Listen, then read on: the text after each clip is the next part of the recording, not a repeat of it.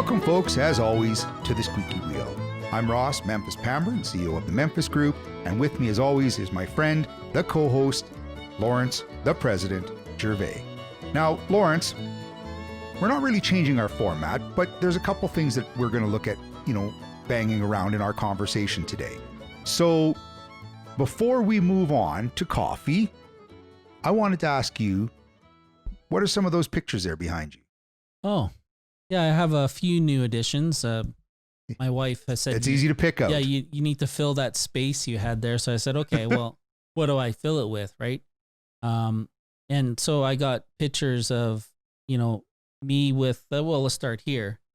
That's the very beginning of my journey into politics, and that's a picture of me with your dad because he signed my oath of office, right? So yeah, that was the ceremony there. Next is probably my picture with Premier Notley here at Fort Edmonton. Glad to meet her there. And then this, of course, about this picture here is you're in it, and that's with Prime Minister Trudeau and me at the Stampede. And this picture here is the City Hall, so Mayor Nenshi with all the Treaty 7 chiefs and Councillor Ward Sutherland. So. Now, folks, before you start sending us a lot of emails regarding some of the pictures on Lawrence's wall, there are opportunities and responsibilities on your, and in my case, my behalf, on respectfully meeting politicians, elected officials. So, though we do want you to send your interest in our conversation to tsw@métis3.org to email us, let's try not to go too hard on what some of those responses might be. Well, what's missing probably is, I can exchange this one for a Kenny picture, but I haven't gotten that yet. So that's true. That's likely going to happen. So folks, thank you to all of our listeners. Thank you to our subscribers. Thank you to the people who watch both the video or listen to us on the audio. Here at the Squeaky Wheel, we bring you a conversation from a Métis perspective. So Lawrence and I usually start out with a little bit of our banter, and then we're going to follow our usual format where we talk about coffee that I've brought in today, some of the current issues, our Métis connections, and usually a guest who we have on. But today we're actually taking a bit of a different direction because of all the information we would like to share with our community, how to connect with us, and what to expect on our future broadcasts. And then Lawrence and I usually finish on a little bit of a rant. So Lawrence, today I wanted to bring you Rebel Bean Coffee. Absolutely fantastic. I think I picked this up. Oh, in Okotoks. Yeah. From the Sobeys. And just an absolutely delightful blend. The thing that actually does kind of make it interesting, and it's actually quite hard to read on this mug, unfortunately. But my wife gave me this mug a little while ago, and it says, "You're the luckiest guy in the world. I would love to be married to me." Oh, nice. So highly recommend Rebel Bean. Everything's delicious about this company. I've bought a few of their bags. And thank you to that coffee house. Now, Lawrence, let's talk a little bit about some of the current issues. Let's talk sports, just because I wanted to try something different. We've seen the hockey end, and what was struggling. We're getting into baseball. We're seeing the reaction of different football stadiums where some have nobody in it, some have a few. The college sports. What do you think? How is it easy or how hard is it to engage with the consumer, the people who want to watch the show? Well, I mean, a lot of people watch it for the crowd reaction too, right? Yes, that's a great point. And crowd definitely plays a lot into how these championships are made, right? And I mean, NHL did their best. I mean, it was hard. Yeah, definitely. I mean, the only reaction they would do is pan up to the private suites to see the owners with their masks on, and it's pretty hard to see a facial expression when they got a mask on, right? But I mean, that's pretty much all they could do, right? It was tough. Yeah. I do find with baseball that when they make the crowd noise, there's an interesting connection that I even notice in the game. But I really liked what they did with putting the cardboard fans. Yeah. Because it actually just gives you something to reflect on. But definitely would be a challenge if you are a host of always trying to come up with new baseball stats, because you're right. you're not seeing the crowd. Well, you know, the engage. best scene is that Deuce Bigelow movie, when he dates that girl with Tourette's and he brought her to a ball game so he could fit in, right? And you know, she's swearing like this and nobody's business. And you know, sometimes, you know, I go to a baseball game and I had season tickets to the Jays before, and I would, you know, you just like to see the crowd reaction, like as intense as that is, right? But you know, they would kind of their attempts to do with the crowd noise, especially in baseball, is so you didn't hear the chatter on the field, right? Because that's part of the ball game too, like internally for those players, right?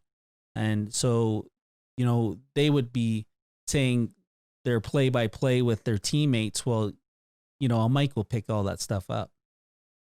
Actually, that's actually a really good point, which brings me to the fact that last week, our guest being Johnny Pogo, that's the kind of guy I'd like to see also calling sports games, because he'd be able to add character to each one of the comments that are happening when it comes to that kind of or any event. Last week, we also talked a little bit about Orange Shirt Day. We talked about wearing masks.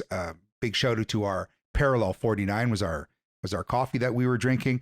To talk a little bit about what's happening now, Lawrence, this has been this Orange Shirt Week, and residential schools is one more thing amongst all of the conversations that are happening. But what have you heard, and what's been the energy? Well, you know, when the Truth and Reconciliation Commission was happening and making their recommendations for the 94 calls to action, which at that time was very inclusive of Métis sort of narrative around, you know, our impacts. Right now, sometimes it does get a little bit overshadowed, and our voices sometimes in our stories just don't quite get to the places where they're supposed to be. You know, for instance, it was in my family. It was, you know, currently too with, you know, some of my first cousins who went to residential school. And, you know, people want to see the Métis narrative or see that viewpoint, right? But ours is, you know, even our prayers are a little bit different. We use Lord and God, and, you know, our community is very faith-based community. It becomes a little bit different, right? And we don't want to sort of overshadow what an elder says to, you know, impacts of residential school. It just becomes something else, right? And so I think, I think that's a good point. That what happens, it seems like right now in a lot of situations, is you look at just the context of the term of residential schools, and everybody picks one thing out that they might focus on and either be angry or supportive or frustrated or confused by it. But like you said, when you have conversations with elders or conversations across the Métis spectrum, there's a larger conversation about all of the happenings, whether it be the opportunity for education, the challenges, the abuse that occurred. There are still multiple conversations. It doesn't just come down to one thing.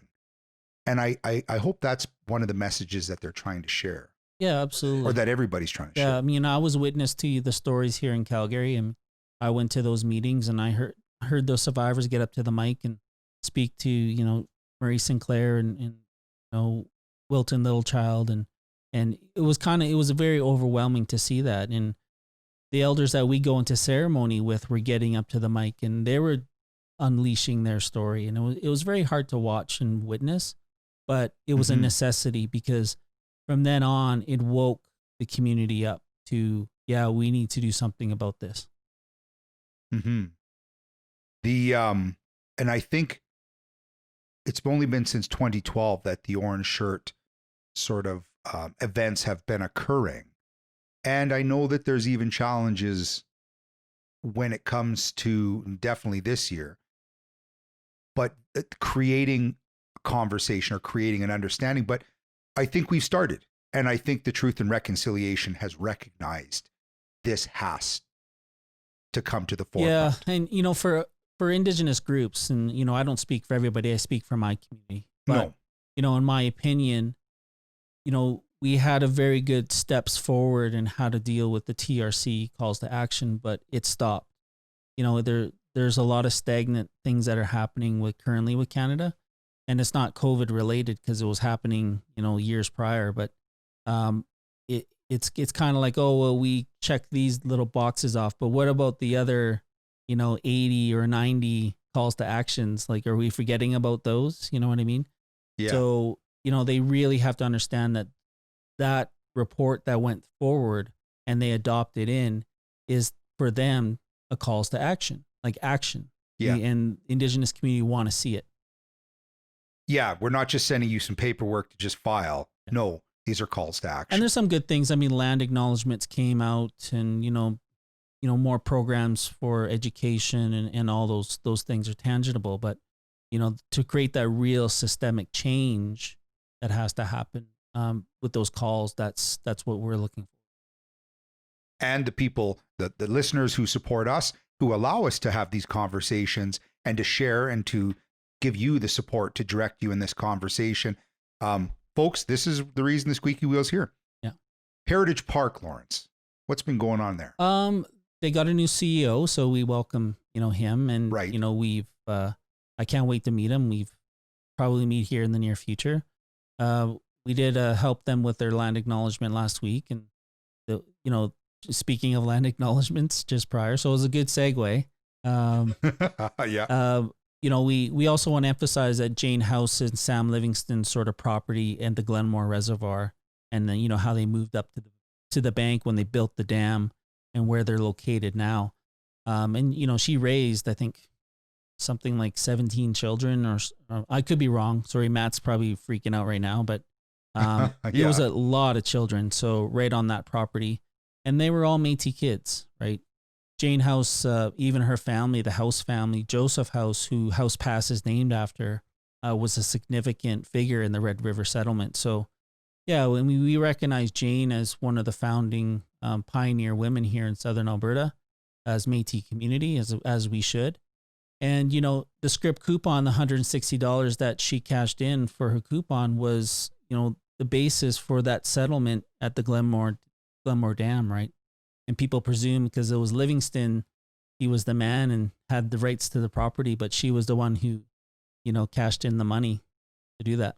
So just sorry to touch on that and give me a little bit more of your expertise. She was provided with the script. Yeah. So the government gave her script. And sorry, you're saying what exactly did she do? So, when the script commission happened, she made her application in. Right. For, I think, some land up in Victoria Settlement. She used that script coupon to settle elsewhere, which, Dominion Canada allowed back in those days. So she picked this spot to settle, and she used that money to kind of solidify it. Okay. Yeah. And that eventually became. Yeah, over the years, Heritage Park. Yeah, but yeah.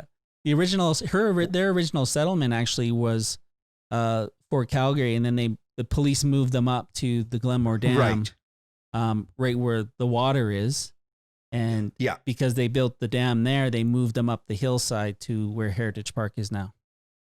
Yeah, and I think we'll have to do a Muskrat Tales at some point and have a conversation about script and definitely about Ma House there. I think that would be an excellent one. Yeah, so we got to make sure we don't emphasize the T on script. It's script. Script, sorry. Yeah. Yes. Yeah. The just my probably usual slang that I seem to come across with some people now, all over the map make it. Even I did, right? So yeah. Now apparently we're moving further ahead on our office. Oh yes. Getting close. Which is exciting for us. Maybe not as exciting for our listeners, but folks, when we finally get that opportunity where Lawrence and I get to sit across from each other, we're going to have a new feel to the Squeaky Wheel because we're going to make sure we have a little studio in there for our guests and for our podcast. So tell me a little bit more about where we at with the office. Well, I mean, Métis Nation's growing, including our region. And, when I first was here 6 years ago, we had about 4 staff, but then we didn't have all these agreements with the governments, right? So, since then we've, grown to about 16 people that are involved with Region 3 office, right? So yeah, we're kind of doubling up, and, nobody's really in the office now, but when they do come back, they'll have a new bigger space and, more program space, a bigger boardroom, the whole 9 yards. And also we're building a podcast studio, so we can do this stuff in person.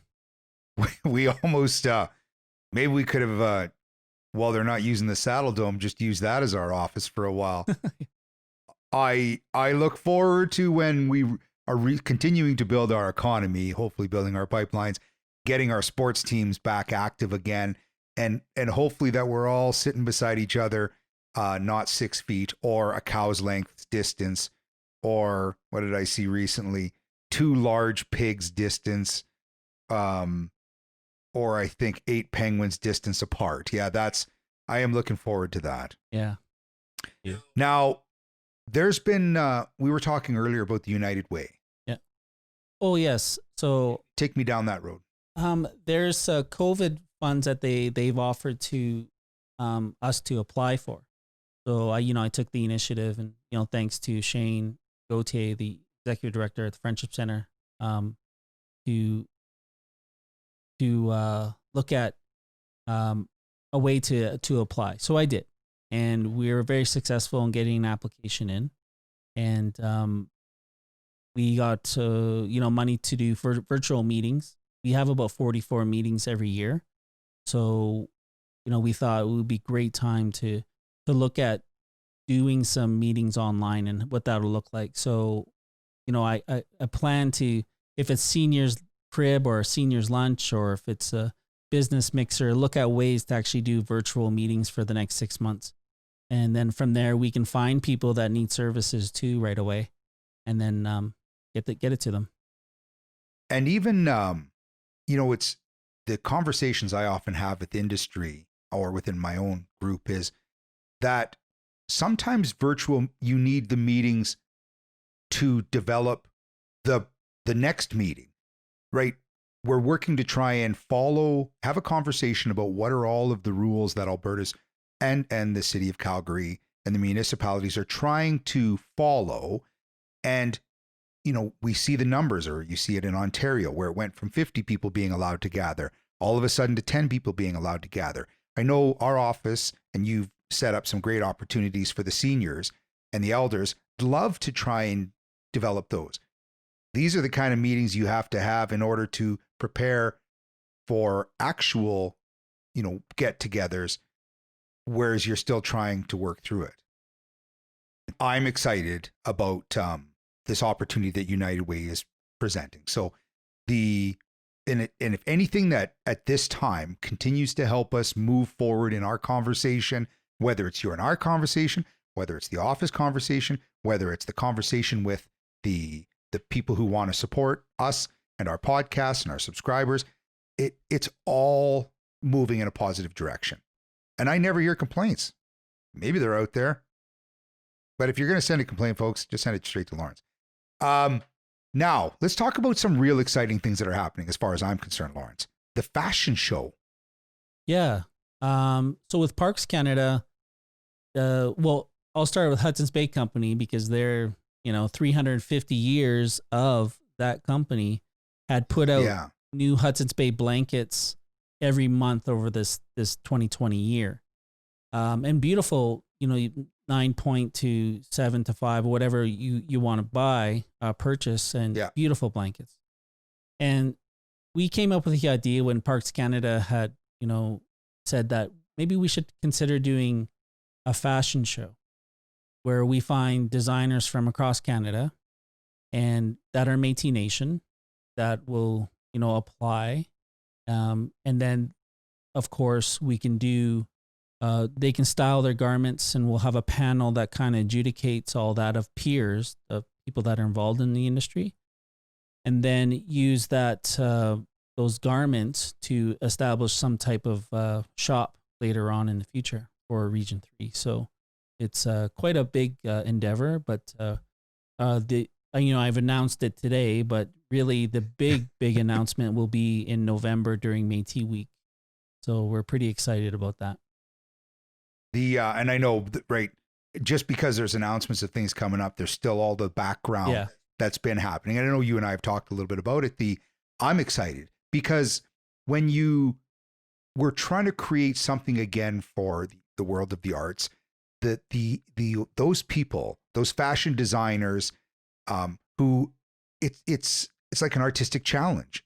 It's their chance not only to showcase their culture, but to connect the Hudson's Bay back with the Métis people, give the respect back to the blanket, which is such a prominent representative piece of history. Yeah, absolutely. And, even our First Nations, they have a bit of the participation with Carol Mason and her experience working with Stampede and her designs is also involved with us too. So it's a lot of very good sharing that we have in the room to look forward to. I've seen pictures of some of the previous artists have thought about, or the idea behind the fashion show and the fashion design. I'm excited. I think it's going to be absolutely wonderful. Now let's talk a little bit about Alberta Culture Days. Oh, absolutely. I think it was a success for us. I mean, we had asked for, Alberta Culture Days has been going on for quite a while. They do a weekend in August, right across the province. And this year we decided to do these little short videos on, Métis culture, and people can find those videos on our Facebook page. So Métis Nation of Alberta Region 3, check them out.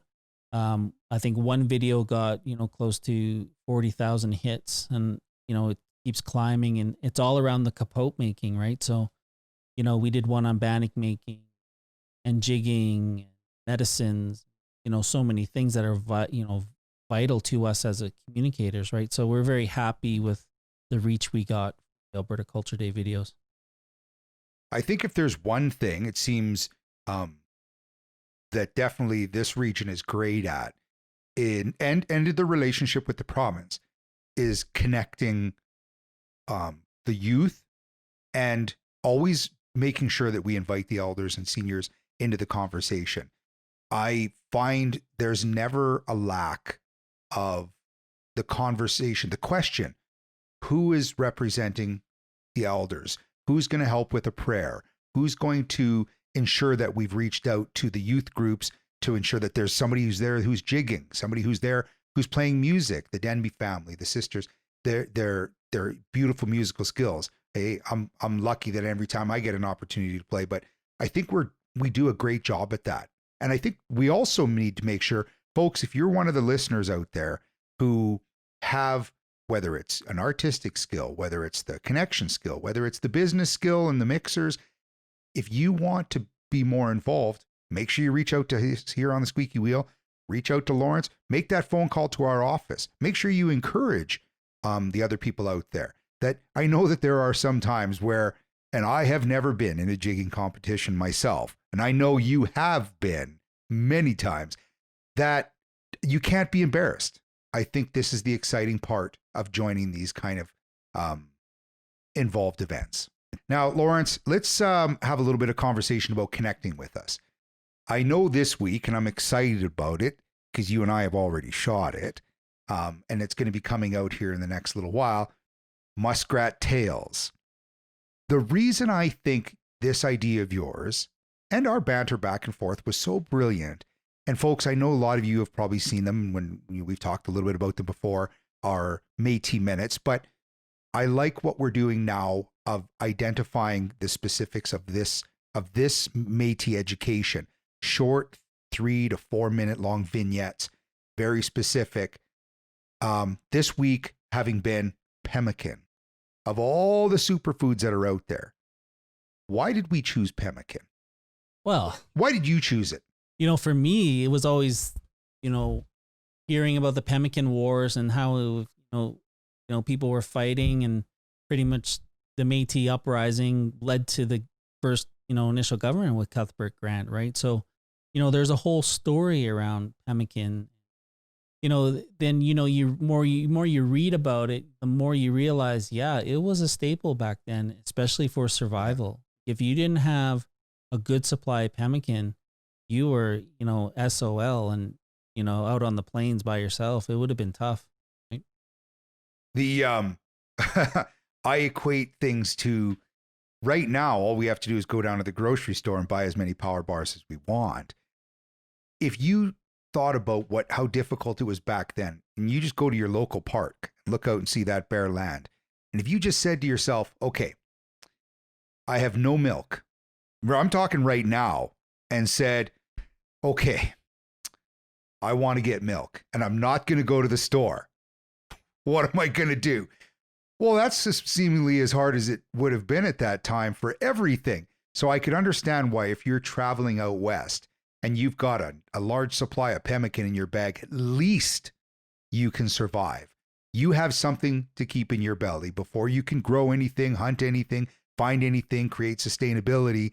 And if you had the berries that were mixed in with your pemmican, well, then you're fighting off getting scurvy or vitamin deficiencies. Yeah, I know at some point as we move through our muskrat tales, we're going to talk about all the other superfoods. We did our Métis carts. We did the Métis cart trails, the Red River cart specifically, not the Métis cart. I'm excited about that. And I think that's our way of getting back with the youth. I want to see the teachers reach out to watch the Muskrat Tales, which is TALES. I think that's going to be fun for everybody. So now, Lawrence,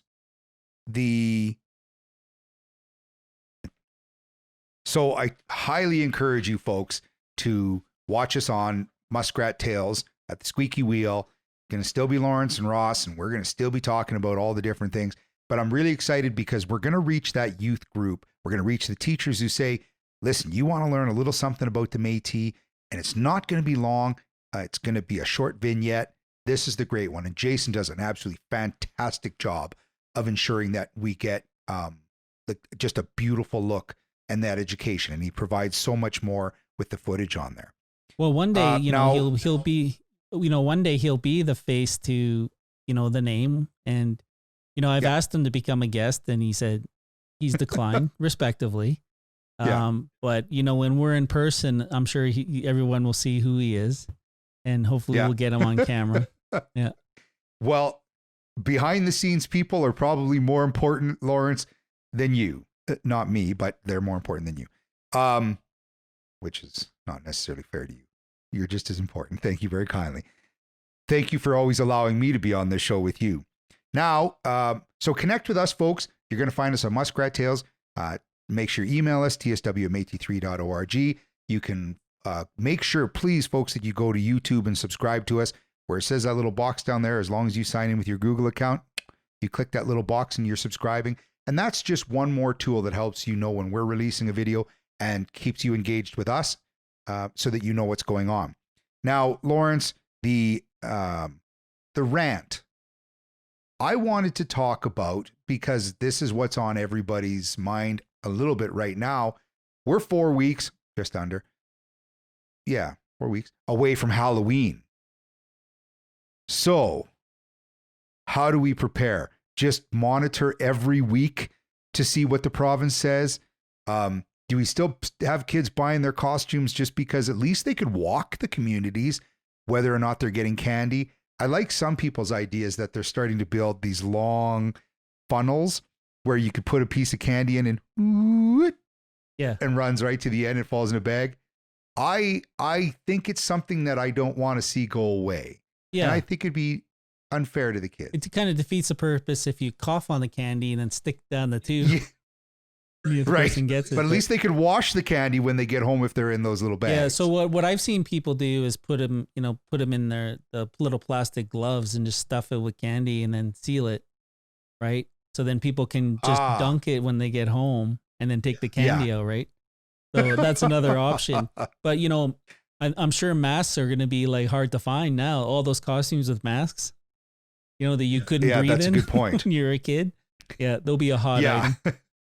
I do remember one year I wanted to be a pirate and I'd had a patch and my mom said, well, you can't go out with only being able to see out of one eye. So she cut a hole in the patch so I could see out of it. And I was so upset. I'm like, well, mother, I can't be a pirate if I can see out of the patch. Yeah. And she was unrelenting. Now, I was 35 at the time. But so we finally came to an agreement that the hole would be okay. Yeah, you know, what's with Maybe Métis and the pirate fascination? Is it the ahoy Métis thing, or is it like, you know, or ahoy matey? You know, I've always heard that term, but, you know, especially for some of our old people, they call us, you know, matey people. And I'm like, okay. Yeah. Just like pirates, I guess. Ahoy matey. Maybe this will be another year that I get to go as a pirate again. Though I'm pretty sure I'm not going to fit into that costume that I was wearing when I was 5 years old. Although you do have the crutch. We didn't talk about it. But Ross got into a bit of an accident at work. Yeah, this is a little embarrassing, but I did manage to injure myself where you can't see it right now, but there's a pretty big cast on my leg. So this is going to ensure that I'm at my desk for more recordings of the squeaky wheel. But yes, as embarrassing as it is, there's definitely an injured Achilles heel right underneath this desk. Yeah. But so all the well-wishers out there, please make sure you send smiley faces to tsw@métis3.org, and I'll know that that smiley face is because you hopefully want this leg to get better, just like I do. Yeah. You're a nitwit, Lawrence. Okay, so Lawrence, other than, I know on one of the things that we have Matt working on is early Calgary. Yes. So, you know, through he was researching to do a muskrat tail on early Calgary. Had uncovered that there was a settler here in 1870 named Gaudin in, you know, where Inglewood is now. So he was pretty excited about that. And nonetheless, I mean, he got the information from me because I read it in Ramsey sort of report that was given to me one day. And I was just reading and going, well, that's interesting. I didn't know who even this person was. And yeah, he was here, you know, a few years before all the other settlers we know about was, you know, rounding their way about near Fort Calgary. So yeah, it's been interesting for him. That's like dangling a carrot. Having a name is dangling a carrot in front of somebody who follows Métis history or any kind of history. That's right. All of a sudden it gives them a bit of a rabbit hole to chase down. Yeah. So yes, I look forward to having that conversation shortly about what's happening when it came to our history and our knowledge of early Calgary. So Lawrence, maybe let's sign off there. I'd like to say always thank you to you because of the work that you do and the time that you put in to the Métis community. Big shout out to the Rebel Bean and Okotoks for their coffee.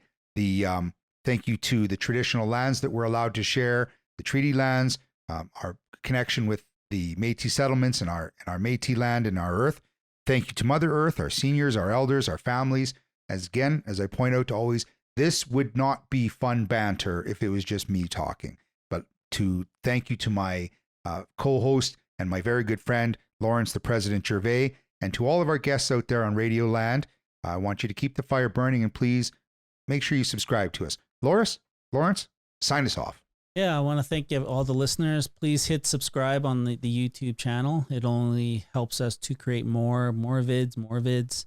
You know, we have a lot more content coming. I mean, if you could imagine every little subject and indexed what we can actually do with the Muskrat Tales, we're looking really forward to how we present and where we present and what will be the best format to do that. So yeah, we've uncovered something with this and we're definitely looking forward to where it's headed.